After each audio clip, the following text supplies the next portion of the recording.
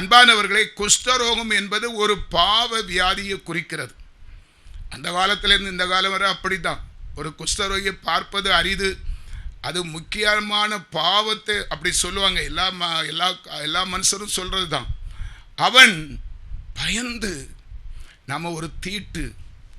ஏற்கனவே இஸ்ரவேல் தேசத்திலே குஷ்டரோகிகள் மனுஷனுடைய பார்வையிலே வெளியரங்கமாய் வரக்கூடாது என்கிற கட்டாய சட்டம் உண்டு. குஷ்டரோகிலாம் மனுஷரை போல எல்லா இடத்துலையும் வரக்கூடாது.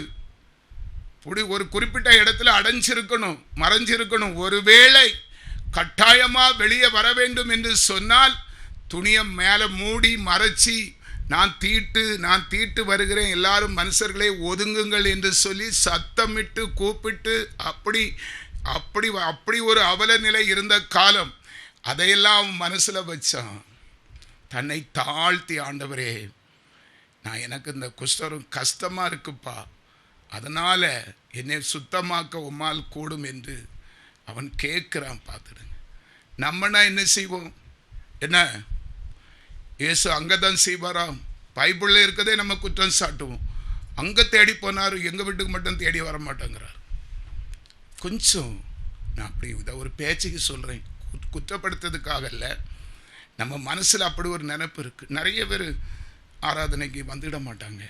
அப்படிலாம் சொல்லக்கூடாது. நம்ம காரியம் நடக்கணும். நீ உனக்காக அழ வேண்டாம், உன் பிள்ளைக்காக அழு. நீ மன்றாடணும், உன் குறைகளை தீர்க்கணும். பானையில் இருந்தால் தான் ஆப்பையில் வரும். அடிக்கடி நான் சொல்லுது, நாம பிள்ளைகளுக்கு ஒரு ஆதாரம். அதுக்காக நம்ம சில தியாகத்தை செய்துதான் ஆகணும். அல்லேலூயா. அவன் வந்து ஆண்டவர்கிட்ட கேட்குறான் பாருங்க. அதுக்கு ஆன்சர் ஆண்டவர் என்ன சொல்றார், பதில் என்ன சொல்றார்? இயேசு மனது உருக. அவனுடைய ஸ்டேட்மெண்ட் எல்லாமே ஸ்டேட்மெண்ட் தான். அவனுடைய தாழ்மை, அவன் தேடி வந்தது, மனது உருகி முழங்கால் படிக்கிட்டு, எசப்பா எல்லாரும் என்னை குற்றப்படுத்துகிறாங்க, எசப்பா நான் என்னால் இந்த வியாதி தாங்க முடியல, அருவருப்பாக இருக்குது, உமக்கு சித்தமானால் அது அப்படியும் கெஞ்சி ப்ளீஸ் ரிக்வெஸ்ட் என் சித்தமாடியில் எனக்கு ஆசையாக இருக்குன்னு அதில் எழுதப்படலை. உமக்கு சித்தமானால் சுத்தமாக எனக்கு முடியும் கெஞ்சிறான். ரிக்வெஸ்டா பணிவாய் கேட்கிறான். அவனுடைய ரிக்வெஸ்ட் பணிவு, அவனுடைய தாழ்மையை பார்த்து இயேசு மனது உருகி கையை நீட்டி அவனை தொட்டு, மகனே எனக்கு சித்தம் உண்டு, நீ சுகம், இவ்வளவு தாழ்மைப்படுகிறாயே, இவ்வளவு அன்பு உள்ளவனாய் இருக்கிறியே, நீ சுத்தமாக நான் விரும்புகிறேன், சுத்தமாக என்று சொல்லி அவனை என்ன செய்தார்? தொட்டார். 42 சொல்லுது, இப்படி அவர் சொன்ன உடனே குஷ்டரோகம் அவனை விட்டு நீங்கிட்டு அவன் சுத்தமானான். ஒரு அல்லேலூயா சொல்லு. இதெல்லாம் நம்ம வேதத்தில் படிக்கிற நமக்கு இரத்தத்தோடு அப்படி கலந்துடணும். நம்மகிட்ட அந்த தாழ்மை இருக்குதா? யோசிங்க. இதை யோசிப்பதற்கு எத்தனை நாள் தான் உனக்கு ஆகும்? உனக்கு வயசு என்ன? உங்களுக்கு வயசு என்னங்க? பாருங்க, சத்திய வசனம் 35,66,480 எழுத்துக்கள் தானே. நம்ம கிறிஸ்தவங்கள் தானே. ஒரு நாளைக்கு 3 அதிகாரம் வச்சு வாசித்தாலே உனக்கு அது இதில் பதிஞ்சிருக்கணுமே. உன் வயசுக்கும் வருஷத்துக்கும் ஒப்பிட்டு பாரு. அப்போ நீ சரியில்லைன்னு தானே அர்த்தம். அப்போ தவறு நம்ம மேலே. இதையாவது நீ உணர்றியா? அல்லேலூயா. எவ்வளவு சொன்னாலும் அந்த சுய புத்தியை மாற்றாமல் இருந்தால் எப்படிங்க கதை நடக்கும்? இவ்வளவு காரியம் நம்ம செய்து கொண்டு இருக்கிறோம். அவன் கெஞ்சினான், தாழ்மைப்பட்டான், ஆண்டவரை மகிமைப்படுத்தினான், சுகத்தை பெற்றுக்கொண்டான், நிம்மதியாய் வாழ்ந்தான் என்று வேதம் நமக்கு கற்றுக் கொடுக்கிறது. அல்லேலூயா. என்ன ஒரு மனுஷனை பாருங்க. லூக்கா 7வது அதிகாரம் 12வது வசனம். ஒரு ஊரில் அவர் ஊரின் வாசலுக்கு சமீபித்த போது மரித்து போன ஒருவனை அடக்கம் பண்ணும்படி கொண்டு வந்தார்கள். அவன் தாய்க்கு ஒரே மகனாய் இருந்தான், அவளோ கைம்பொண்ணாய் இருந்தாள். ஊரில் வெகு ஜனங்கள் அவளோடு கூட வந்தார்கள். ஒரு அல்லேலூயா சொல்லுங்க. ஆண்டவர் ஒரு ஊருக்கு போகிறதாக இருக்கிறது. அந்த ஊர்லே அல்லேலூயா ஆண்டவர் போகும்போது ஒரு தாய்க்கு ஒரே மகனாய், கைம்பெண்ணா அந்த மகனை விட்டால் அந்த மகளுக்கு ஒரு ஆதரவு கிடையாது. அப்படியாய்ப்பட்ட சூழ்நிலையில் இருக்கும்போது அந்த மகன் மரித்து விட்டான். அந்த மரித்த மகனை ஊராரெல்லாம் சேர்ந்து அடக்கம் பண்ணுவதற்கு தூக்கி கொண்டு போகிற வழியிலே இயேசு அந்த இடத்துல தரிசனமாகிறார். அல்லேலூயா. அந்த சூழ்நிலையை பார்த்து கவனிங்க. அந்த 13வது வசனம், கர்த்தர் அவளை பார்த்து சூழ்நிலையை பார்க்கிறார். பார்த்து அவள் மேல் மனது உருகி, அழாதே. இந்த மன உருக்கம் இருக்கிறதா? தேவன் மனது உருகணும். தேவ பிள்ளையை தயவு செய்து பாருங்க, அவளை பார்த்து அவர் மனது உருகி என்ன செய்தார்? அன்பானவர்களே, 14வது வசனம், கிட்ட வந்து, இயேசு கிட்ட வந்து பாடையை தொட்டார். அதை சுமந்தவர்கள் நின்றார்கள். அப்பொழுது அவர், வாலிபனே எழுந்திரு என்று உனக்கு சொல்லுகிறேன் என்றார். அவர் சொன்ன மாத்திரத்தில் 15வது வசனத்தில் மரித்தவன் எழுந்து உட்கார்ந்து பேச தொடங்கினான். அவன் தாயிடத்தில் ஒப்புவித்தார். ஒரு அல்லேலூயா சொல்லுங்க. அந்த குடும்பத்துக்கு எவ்வளவு சந்தோஷமா இருந்திருக்கிறோம் அன்பானவர்களே. இவ்வளவு மகத்துவமான இரக்கமுள்ள மனதுருகிற அந்த அன்பு தெய்வத்தை தான் நம்ம தெய்வமாய் கொண்டு இருக்கிறோம். அல்லேலூயா. மனதுருகி கரம் நீட்டி அதிசயம் செய்பவரே, மனதுருகி கரம் நீட்டி அதிசயம் செய்பவரே, ஐயா அதிசயம் செய்பவரே, ஐயா அதிசயம் செய்பவரே, விண்ணப்பத்தை கேட்பவரே, என் கண்ணீரை காண்பவரே, சுகம் தருபவரே, சோத்திரம் ஏசையா. ஹல்லேலூயா, ஹல்லேலூயா. இன்னொரு மனுஷனை நம்ம சுருக்கமா பார்த்து ஜெபம் பண்றேன். லூக்கா சுவிசேஷம் 15வது அதிகாரம் 20வது வசனம். எழுந்து புறப்பட்டு தன் தகப்பனிடத்தில் வந்தான். அவன் தூரத்தில் வரும்போதே அவனுடைய தகப்பன் அவனை கண்டு மனதுருகி ஓடி அவன் கழுத்தை கட்டி கொண்டு அவனை முத்தம் செய்தான். இது எல்லாருக்கும் தெரிந்த கெட்ட குமாரன் என்கிற கதையில வரக்கூடிய ஒரு சம்பவம். அன்பானவர்களே, ஒரு தகப்பனுக்கு 2 பிள்ளைகள்.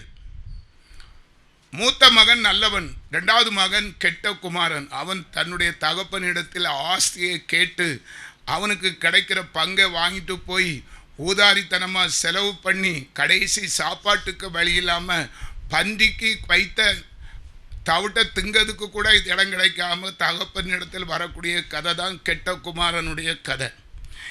ஏன் அந்த தகப்பன் மனது உருகினார்? என் மனசுல ஆண்டவர் ஏவுனதை நான் சொல்றேன். ஆண்டவர், நான் நினைக்கிறேன், ஆண்டவர் யார் மேல மனது உருகணும்? மூத்த குமாரன் மேலதான் மனது உருகணும். ஆனால் வேதம் சொல்லுகிறது, கர்த்தர் கெட்ட குமாரனிடத்தில் மனது உருகினார்.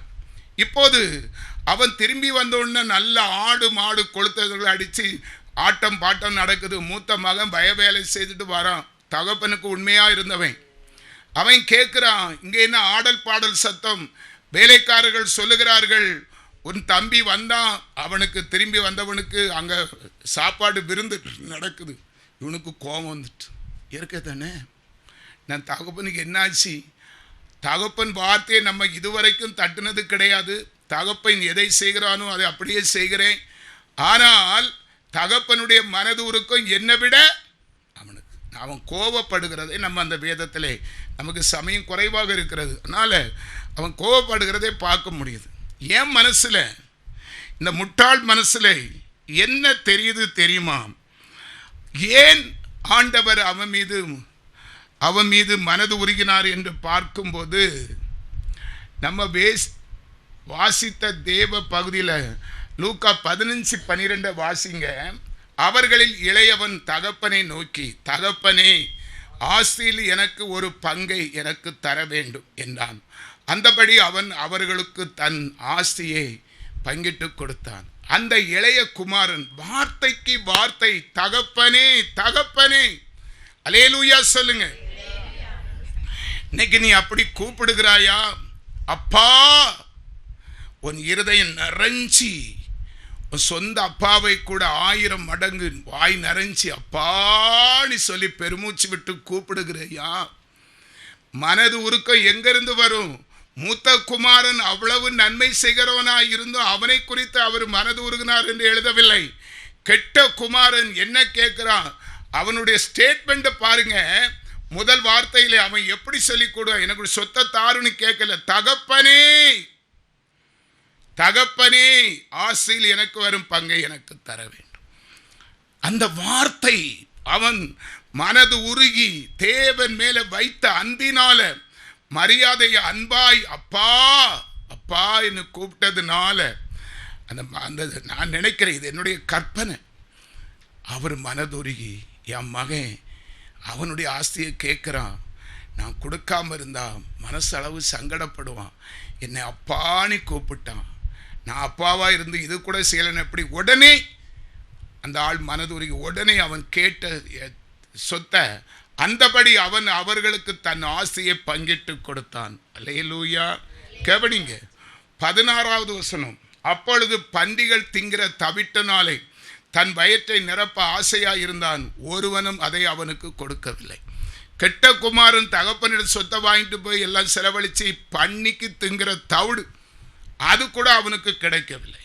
அதனால அவன் மனசுல என்ன நினைப்பு வருது, நான் எழுந்து கவனிங்க என் தகப்பனிடத்திற்கு போய், தகப்பனே பரத்துக்கு விரோதமாகவும் உமக்கு முன்பாகவும் பாவம் செய்தேன், இனிமேல் உம்முடைய இடம் இருக்குது, இனிமேல் உம்முடைய குமாரன் என்று சொல்லப்படுவதற்கு நான் பாத்திரன் அல்ல.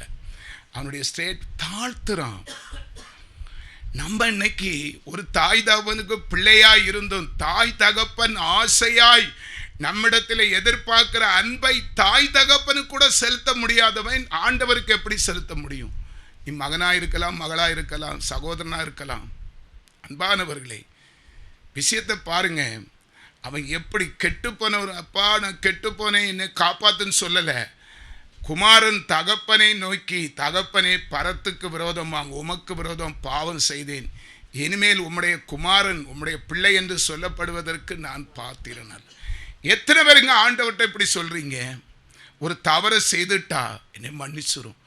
நான் ஒரு சின்ன தவறு ஒரு நாள் நானும் ஒரு இளம துடிப்பில் ஒரு இளமன்னு சொன்னால் உங்களுக்கு சிரிப்பாக வரும் இல்லையா, ஒரு சபல புத்தினி வச்சுடுங்க, மனைவிக்கு தெரியாது, அப்படியே மாடியில் அப்படி எனக்கு இங்கெல்லாம் இருந்து அழுதா கண்டுபிடிச்சிருவான்னு சொல்லி மொட்டை மாடி 3வது மாடியில் உச்சத்தில் இடியே இடித்தாலும் இங்கே கேட்காது, அப்படியே மலர்ந்து படுத்துட்டு 2 கையை செவரில் டமால்னு அடித்து வாயில் மூக்கில் குத்தி என்னை மன்னிச்சிரும்.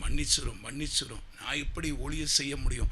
இந்த சபலை எண்ணம் எப்படி என் மனசுக்குள்ளே வந்து கதறல் அல்லே லூயா. பிறகு என் மனைவிக்கு ஊசிக்காது, இங்கே இருக்கவா என்ன டும்னு லேசாக கேட்குதேன்னு சொல்லி இவர் தான் போனார். போய் 1/2 மணிக்குள்ள இப்படி கேட்கணும், மெல்ல வந்து பார்க்குறா. நமக்கு இருட்டலாக வந்து நின்னது எனக்கு தெரியாது. ஒப்பாறு வச்சு கதறி கொஞ்ச நேரம் கேட்டு இவளுக்கே பொண்டாட்டிக்கே சண்டை. அவ நான் இருக்கிறேன் என்ன அப்படிலாம் வந்துடும் இல்லையா, ரொம்ப வேற வேலையே வேண்டாம் குடும்பத்தில். அல்லேலூயா, சோதரம். இதாங்க தாழ்மை. அவன் சொல்கிறான், தகப்பனை நோக்கி பரத்துக்கு வரும் பாவம் செய்ய நீ உம்முடைய குமாரன். நான் சொன்னேன், இந்த வாய்னால எப்படி ஆண்டவரே இந்த எண்ணத்தை மனசில் வச்சு எப்படி வந்துட்டு அப்போ நான் சரியில்லை, நானா உங்களை விட்டு பிரிய எனக்கு மனசு இல்லைப்பா, நீங்கள் இல்லைன்னா நான் செத்துருவேன் ஆண்டவரே, உம்முடைய அன்பை சொல்லாமல் என்னால் முடியாது, என்னை இப்போதே கழுவிடும். இந்த நேரத்தில் இந்த நிமிஷத்தில் அவர் சரி ஓகேன்னு சொல்லி என்னை அபிஷேகம் பண்ணி அந்நிய பாசை தீர்க்க தரிசனம் வந்து நான் பெர்ஃபெக்டாக கழுவுனப்புறதான் தட்டை விட்டு இறங்கி வந்தேன்.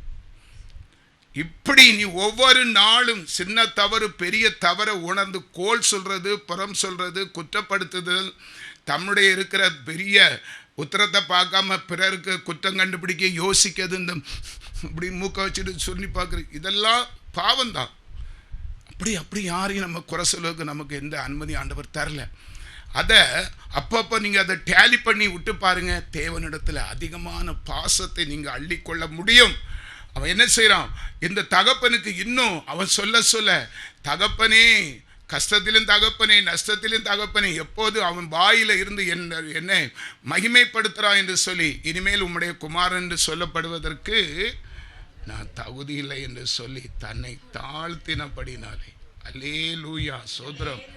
எனக்கு அன்பானவர்களே பாருங்க, அந்த 22வது வசனம் 15:22 அப்பொழுது தகப்பன் தன் ஊழியக்காரரை நோக்கி, நீங்கள் உயர்ந்த வஸ்திரத்தை கொண்டு வந்து இவனுக்கு உடுத்தி இவன் கைக்கு மோதிரத்தையும் கால்களுக்கு பாதரட்சைகளையும் போடுங்கள் என்று சொன்னான். அல்லேலூயா.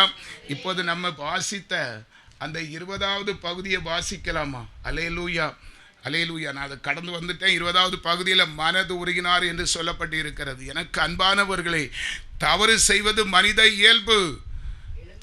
அம்மா, தவறு செய்கிறது மனித இயல்பு. தவறு செய்து அதிலே படுக்கை போட்டு அப்படியே சுகம் கண்டு நீ கிடக்கப்படாது. ஒரு நாள் செல்லுப்பாரு, அடுத்த நாள் கழுதையை தூக்கி தூர போடு. ஒரு நிமிஷம் பார்த்தியா, அடுத்த நிமிஷம் மாறு.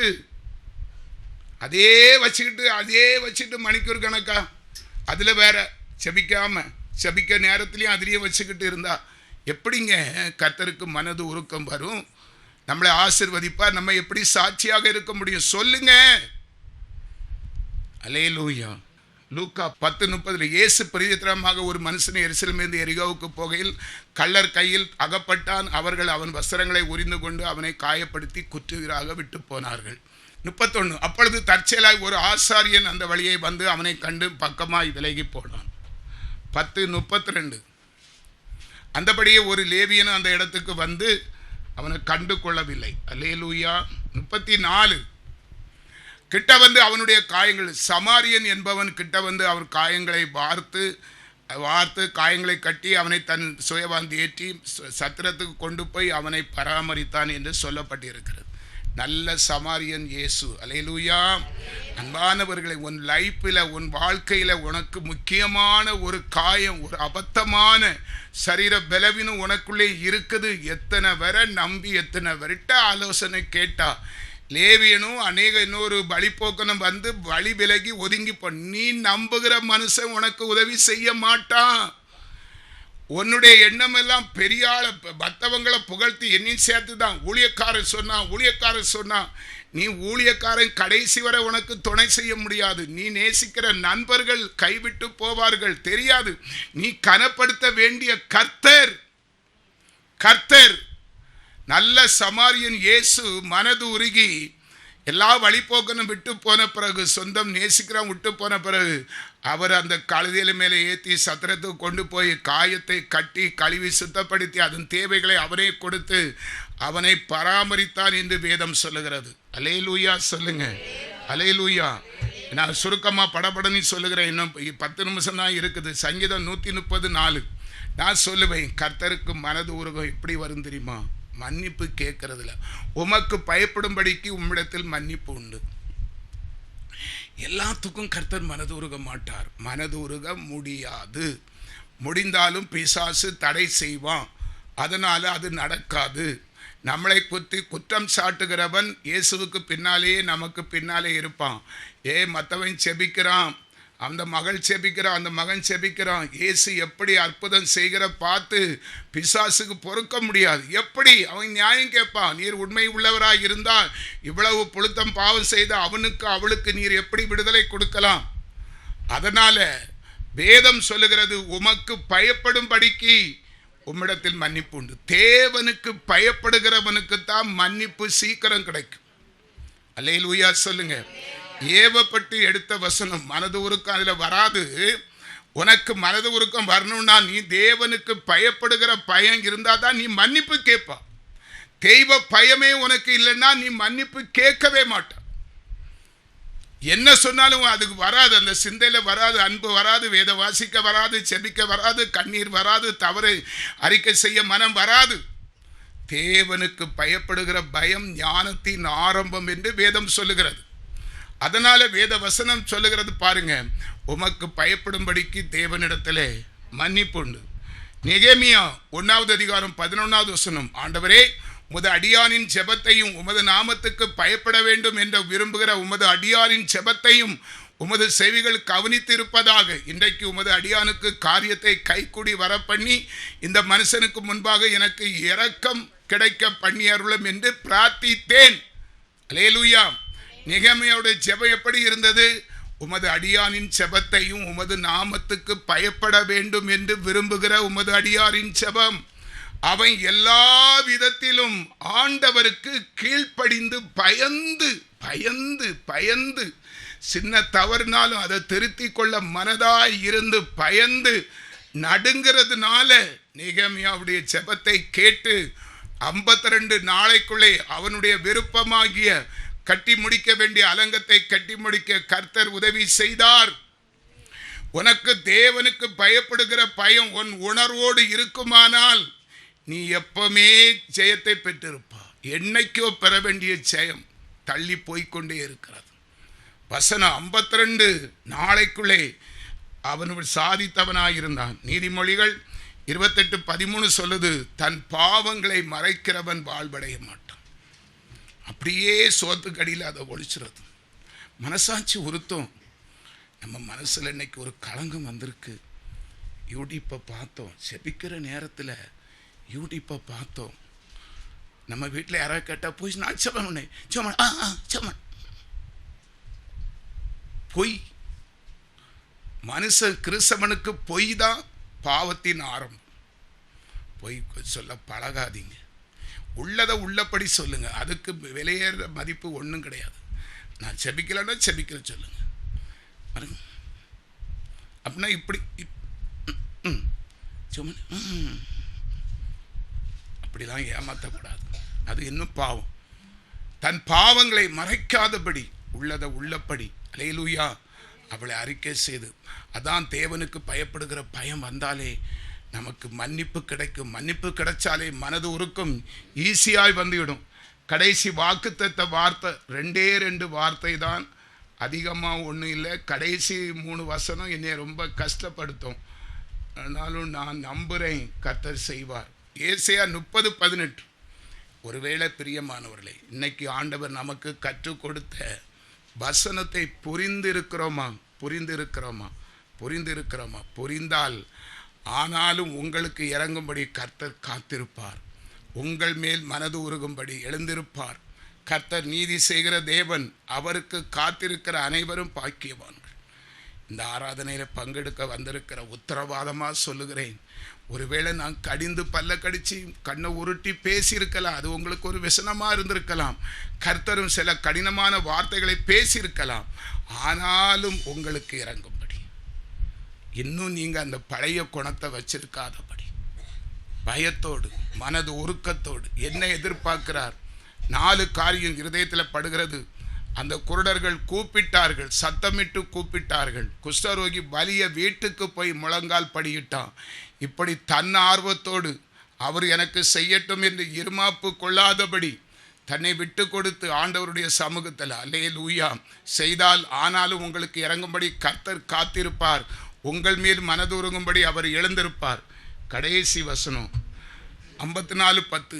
மலைகள் விலகினாலும் பர்வதங்கள் நிலை பெயர்ந்தாலும் என் கிருபை உன்னை விட்டு விலகாமலும் என் சமாதானத்தின் உடன்படிக்கை நிலை பெயராமலும் இருக்கும் என்று உன்மேல் மனது உருகிற கர்த்தர் சொல்லுகிறார். இந்த சபையிலே ஆராதிக்க வந்து இருக்க முடியாமல் துன்பப்படுகிற உனக்கு இன்னைக்கு ஒரு சகாயம் செய்வார். நிச்சயமாய் எல்லாரும் இருக்க இடத்தை விட்டு எழும்ப போகிறோம். அல்லேலூயா, அல்லேலூயா, சோத்திரம். இயேசு ராஜா வந்திருக்கிறார். தயவு செய்து பிரியமானவர்களே, எல்லாரும் கர்த்தரை மகிமைப்படுத்துவோமா? அல்லேலூயா. துக்க நாட்கள் முருக போகுது. ஆண்டவர் சொல்லுகிறார், தேவ பிள்ளையை, உனக்காகவே என் ஜீவனை கொடுத்தேன்.